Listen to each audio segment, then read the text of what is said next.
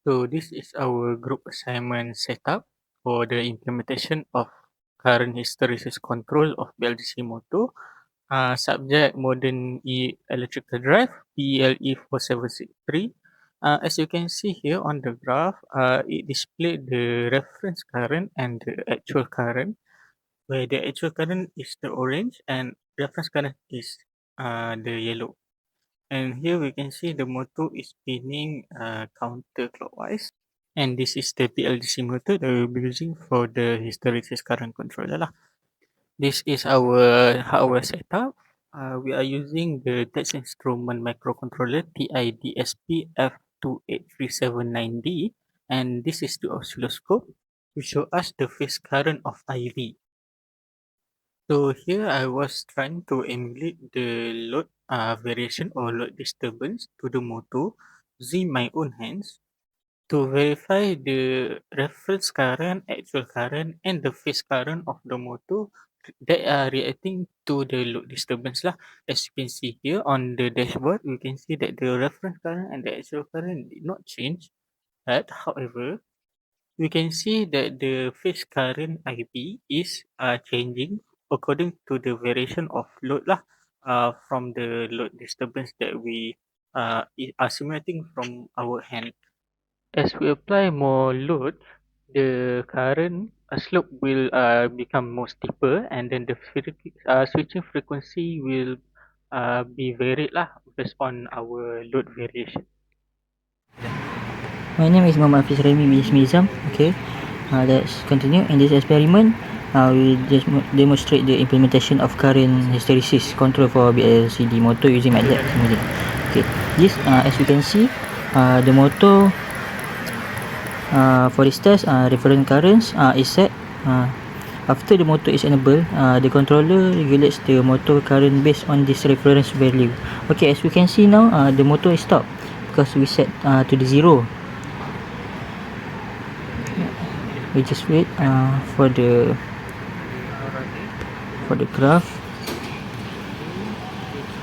As we know, on the waveform display, the yellow signal represents the switching output generated by the hysteresis controller, while the orange signal represents the measured motor current. We set to the 1.8 amperes. After the motor is enabled, the control regulates the motor current based on this reference value. Okay, as you can see, the motor move forward and the speed is increase the speed. We decrease the speed back to the value set. As you can see, the motor goes slower than before. Hi, my name is Izzah. I am pleased to present the demonstration on my part. As you can see from the GI and the oscilloscope trace, we are utilizing a hysteresis controller. By defining an upper and lower current threshold, we create a control band. The controller continuously monitors the actual current. When it hits the upper limit, the switches turn off. When it drops to the lower limit, they turn on. This high frequency toggling ensures that the actual current tightly tracks our reference signal, significantly reducing torque ripple. Now let's look at the reverse operation. In BLDC system, direction is entirely dependent on the commutation sequence. To reverse the motor, we update the logic in our control block to change the phase energizing order. We adjust the value on our GUI, such as moving from 0.6 to 0.8. We are effectively increasing the current reference. This allows us to precisely control the motor speed and torque even when the motor is in the reverse state. Looking at the oscilloscope waveform, you can observe that even during these direction changes, the current remains strictly within the hysteresis band. This is critical because it proves our system can handle rapid directional reversals without dangerous current spikes, ensuring both the longevity of the motor and the stability of the drive. In summary, our implementation successfully demonstrates that we can achieve robust current regulation combined with smooth, controlled directional reversals. Now, let's go through how this circuit works. On the far left, a MATLAB block reads the motor position sensor and it acts as the brain and by deciding exactly which motor phase need power. So we have three phase, and at the middle, that's why we have 3-level hysteresis. Okay, so we set our desired target current by using the step block.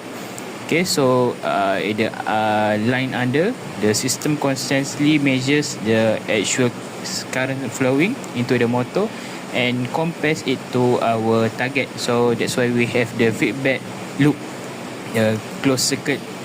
The smart switch, the hysteresis block act like incredible fast by switch.